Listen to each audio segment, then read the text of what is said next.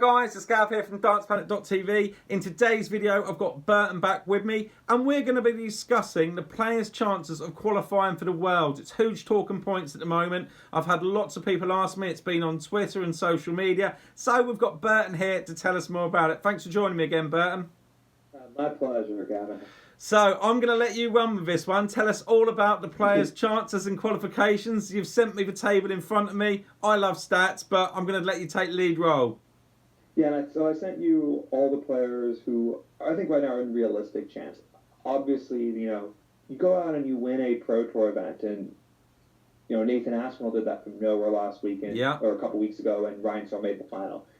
Other players who we might not mention can still get themselves into contention. There still is time, although it's running out. There are only 4 Players' Championship events, 2 in Dublin next week, the 2 days before the Grand Prix starts, and then 2 in, I believe, Barnsley in the middle of October. And there's 1 European tour left in Göttingen in October. So there's not really that much time left, even though, it's only in September, but the World Championship qualification, at least through the Pro Tour, is there or thereabouts finished. Right.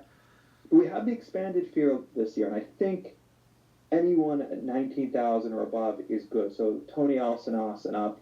If any of the names come up, will come up. But I'm thinking about 24 players are safe. But there's a lot of players who are there or thereabouts, and some big names who might miss out. Some big names like Dimitri Vandenberg, Justin Pipe. Wayne Jones might not be the biggest name, but he looked really safe a few months ago, and now he's in the penultimate spot. Alan Tavern was looking very safe back in May and June, and he's probably still in. But there's a lot of players, and then outside, big names like Mark Webster, Terry Jenkins, who are just outside. James Richardson, who made the last 16 last year, beating Kim Huybrechts. Yeah, he did. And Alan Norris, playing very well, and then this year it just hasn't clicked. Mark Webster's sitting in there, isn't he? What's he on? 15 grand?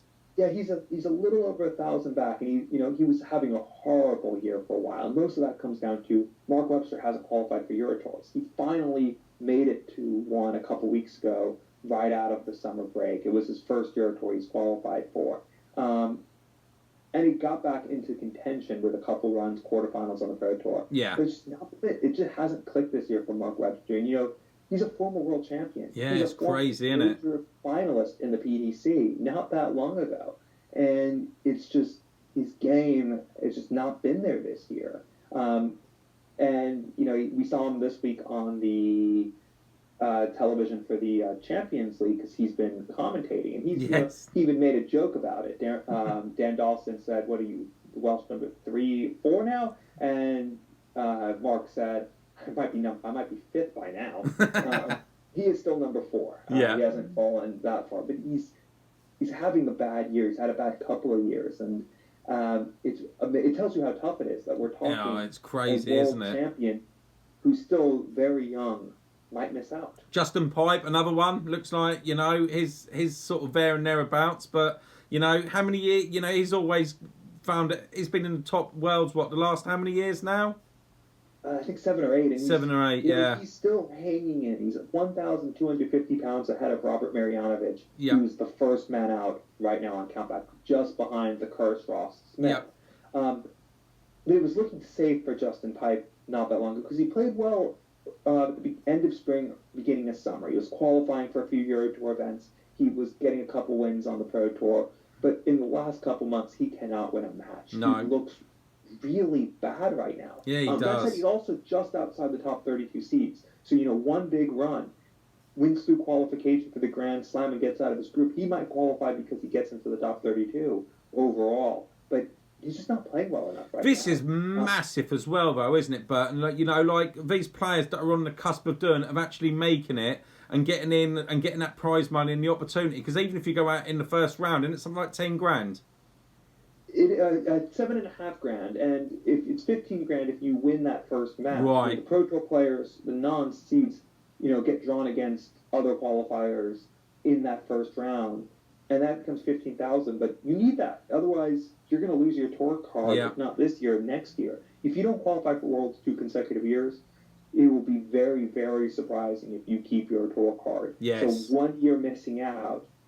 The following year you're out, and it's possible that even making it isn't going to be enough. You look at some of those players who might just sneak in. Jeffrey DeGraff might just sneak into the World Championship. Yeah. That still might not be enough for him to keep his tour card. Rich Yethouse is 1,000 pounds out. Even getting into the World Championships might not be enough for him to keep his tour card.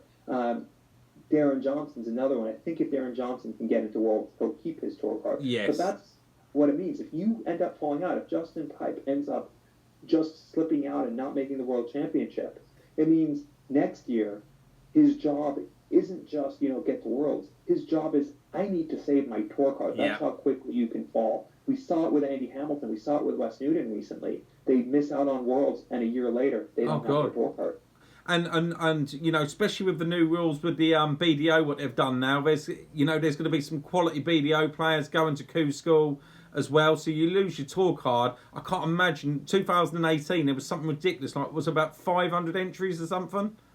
Yeah, and it's very possible there's going to be even more because there's nothing stopping them from going. I think it was Scott Waits who was asked about it. Yeah. And he said he doesn't see a reason why pretty much everyone isn't going to go if there's no repercussion. Exactly. Why wouldn't you? It's a win-win for all of them, isn't it? You can go in it if you get a tour card, amazing. If you don't, you haven't lost anything. Whereas before they were really heavily penalised, weren't they?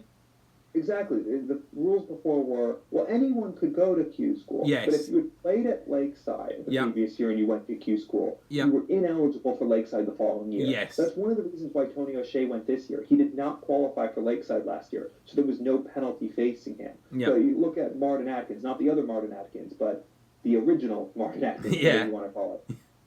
He hasn't been playing, or until recently, he hadn't been playing the BDO circuit, because he qualified for Lakeside last year. And therefore, when he decided to go to Q School this year, he, at least as it seemed, deemed himself ineligible to qualify this year, and he didn't win a tour card. Once the rules changed, he started playing some of the BDO events, and he's going to miss out on qualifying for Lakeside by right. Yeah. But that's now gone. So you're going to see very little holding the players back. Some of the European players might not go, and that's not necessarily because they don't want to, but because the European Q School is being held 2 weeks earlier this year. It's being held the first weekend in January, which is the first weekend of the BDO World Championships, assuming it's happening. We still haven't gotten confirmation about where. We're still waiting to hear, aren't we?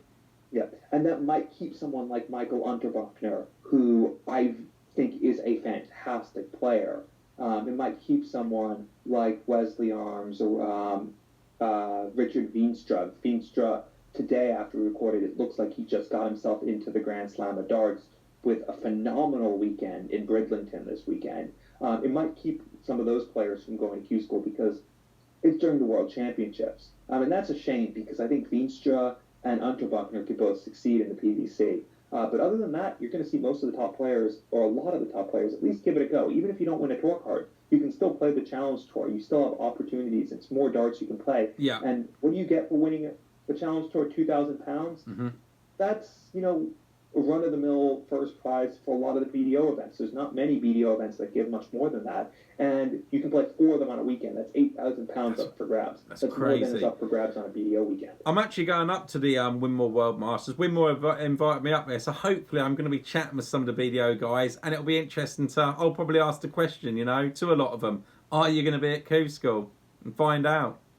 Yeah, and, some of them, I think some of them have definitely made up their minds that they're going to go. I think you're going to see some of the ladies players also decide to go. Yeah. Not necessarily because they want to win a tour card, but because they want to play Challenge Tour. Yeah, exactly. When the rules changed last year, they couldn't. Lisa Ashton was playing Challenge Tour 2 years ago, or last year. She was getting better each time she did it. She made, I think, her last weekend or second weekend there, made a quarterfinal at 16. Yeah. This year she couldn't because then she, at least as the rule stood, it would mean she couldn't go and try to defend her Lakeside World Championship. But I would be very surprised if she didn't go to Q School. At the very least, so that she could play Challenge Tour. Exactly. Just while we're on that subject, what do you think about the ladies being at the Worlds this year? I think it's fantastic. It absolutely is, and they're not going to be there to make up the numbers. No. Especially if we see someone like Lisa Ashton qualify, especially if we see someone like Fallon Shark, who I think has finally come into her own. She has. And is future face of women's darts. Definitely. There's a lot of players they could draw that even if they're not the favorites, they have every chance. Oh yeah, to beat them. definitely. I And think so. there's some of the seeds, if they get through that first match. If they run into someone like Alan Norris or Benito Vanderpass who are out of form right now, I would say Lisa Ashton should be the favorite. Yeah, I would as well. I think they could. I think, like I say, they're definitely not there. Like you go back X amount of years ago, they're not there to make the numbers up. They are capable on their day of beating anyone, really, aren't they? Their quality. That Fallon Shark's doing amazing at the minute, isn't she? She is, and it was back, I think, last month or the month before, where she won the world trophy. That was her first major title. Yeah. But what really surprised me was just how she was able to then pick on. Well, I shouldn't say surprised me because I knew she was good enough. But there was a tournament. Was it the English Open or something? I can't remember which one. Where over 3 consecutive matches she averaged 91, 88, and then 94. Yeah. And just blazed through the field. That stuff, we've seen it from Lisa Ashton. We used to see it a long time ago from Trina Gulliver, from Frances Hunselaar. But there's not been any other ladies player who was able to break 90 and maintain it for a few matches. Fallon Shark has now shown she can do that over a weekend.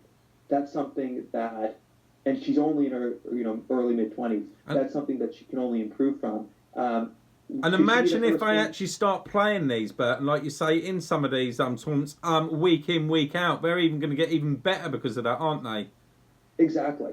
And Lisa Ashton, Fallon Shark, if they go to Q School, I wouldn't think they're favored to win a tour card because I just don't think that they're consistently good enough yet, and they don't have the experience playing against players who will consistently break 100 to make them favorites to win a tour card. But they can be in contention. If they have a good day, they could get through. Yeah. But I think Fallon Shark, we can't say she'd be the first woman to play the PDC circuit because Anastasia Dvormaslova used to play the PDC circuit. So did Dita years ago, didn't she, as well, didn't she? Dita did as well, yes. She did. And there were a couple others who had tour cards from reaching the women's world final, though neither of them put it to full use. And Rachel Brooks is, in fact, full-time in her darts career now, playing in the PDC. She's done the Challenge Tour all year and hasn't played. She's done it the last 2 years. Yeah. But I think Fallon Shark, at least in the modern era with the tour cards, has a very good chance to be the first woman to be playing the PDC circuit. Not necessarily next year, but in the next few years. It's exciting, and I can see it when they start playing week in, week out, and these doors open. I can see some of these. It will be only a matter of time before one of them get their tour card. Well, I think so. I agree. I think it's exciting times. And you look further afield. Bo Greaves, only 13 years old or 14 now, already contending at the senior level when she plays senior events. Yeah. And if she, who knows if she's going to want to kick on and make this her life. That's the thing. We don't. That's the hard thing especially when you're talking people who just entered their teen years. Maybe. Well, Lisa Ashton's daughters are fairly good as well, aren't they? Both them, aren't they? Sorry, who? Lisa Ashton's daughters. They both play as well, don't they? Danielle and I can't remember the other. Yeah, they're both. They're starting to play. Danielle just missed out on qualification for the Worlds in the BDO this year. I think she finished in the first spot out. She might have been the second spot out actually, because Anka Zilstra had a good day today. But she's there or thereabouts, and she's getting better. She's now really playing the circuit. I haven't seen her play that much. That's a darting family. If she sticks with it, she's one of those players who could become one of the top ladies players in the next few years. Fantastic. Well, absolutely brilliant this has been. Any final thoughts on any players before we wrap the video up? I'll just finish with Benito Vanderpass. Yes, let's. It's been a horrible, horrible year for him. I can't recall a player who has lost form as drastically as quickly.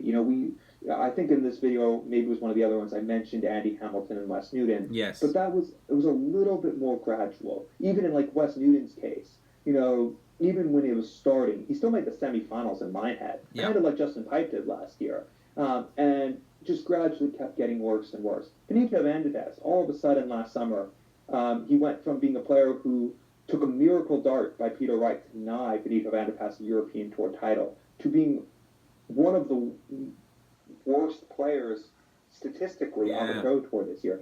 He should get into the World Championships. Yeah. If someone has a Johnny Clayton-like run in Minehead this year, let's say Vincent Van de Voort gets hot and makes the semifinals or finals in Minehead, Yeah. or something like that, there's the possibility that Benito will fall out of the seats. And if he falls out of the seats, he's not going to get into the World Championships. I think he'll just sneak in, but he's going to have it all to do next year, and he's just playing badly. It's really surprising how quickly he's gone from a Premier League contender to a player who is one of those people making up the numbers. I've heard rumours that he's obviously having some work with his throw as well, isn't he? Obviously, a lot of his darts used to fall out, but he's changing his darts, and I'm sure he's having some coaching. It could just be rumours. Don't take it as gospel, but it's just things that I've heard. Benito has been changing his throw, and it takes time when you change your throw. Look at Devin Peterson. I think Devin Peterson, I don't know if he hired coaching to change his throw, but he definitely did try to completely overchange his throw because there were too many moving parts. Yes, definitely. He did mention that when I was with him the other week about his throw. But you look at, in the last couple of weeks, we've seen him start to win some matches again. But you go back 2 years ago before he changed his throw. He qualified for the European Championships. He qualified for the World Championships. He's moving up to the top 50 in the world. Now he's going to lose his scorecard. He barely can win a match. Yeah. It's tough when you change your throw. It can have positive results, but it takes time. Yeah. And maybe that's what it is. Maybe Benito Van de Voort will come back a much better player. But right now, his throw is all over the place, and his ranking is only going down. It's going to be tough for him. Well, listen, Burton, thank you so much. I know that it'll help out loads of people that are talking about it, and we've got more of an insight. I'm actually going to put the actual table up there now that you can see what me and Burton were talking about. Don't forget to follow Burton on Twitter. Stats and his knowledge of the game is incredible. Thanks for coming on the show. My pleasure. And for all you guys that do like dartsplanet.tv, don't forget to subscribe, turn them notifications on, and I'll catch you next time. Bye.